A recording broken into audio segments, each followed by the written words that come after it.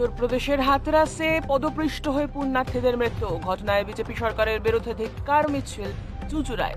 মুখে কালো কাপড় বেঁধে পিপুলপাতি মোড় থেকে মোমবাতি নিয়ে মৌন মিছিল করে তৃণমূল। চুঁচুড়ার বিধায়ক অসিত মজুমদারের নেতৃত্বে মিছিল পিপুলপাতি থেকে ঘড়ির মোড় পর্যন্ত যায়। আমরা অবিলম্বে পদত্যাগ দাবি করছি।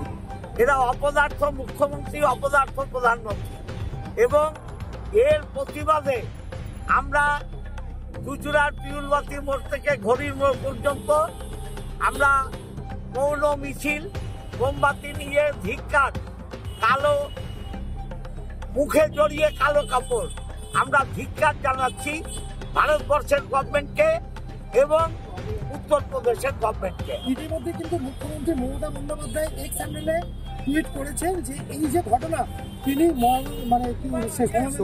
সকল পরিবারকে। আমরা সমবেদনা তো জানাই, মুখ্যমন্ত্রী জানিয়ে দিয়েছেন, নতুন করে আমাদের জানাবার নেই। যেখানে মুখ্যমন্ত্রী জানিয়েছেন সেখানে এটাই আমাদের পক্ষ থেকেও জানানো।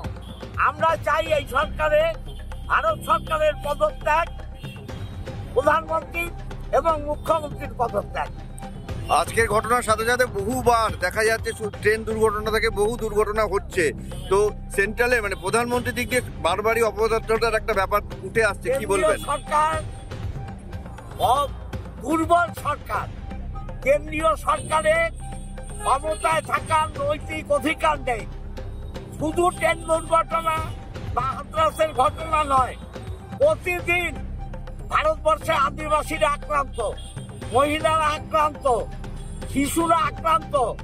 এ সরকারের ক্ষমতায় থাকার কোনো অধিকার নেই। বারবার কিন্তু উত্তরপ্রদেশে হাথরাস কিন্তু খবরের শিরোনামে উঠে এসছে। আপনারা বিগত দিনে এই নিয়ে প্রতিবাদ আন্দোলন গড়ে তুলেছিলেন, আজও তুলছেন কেন বিষয়টা?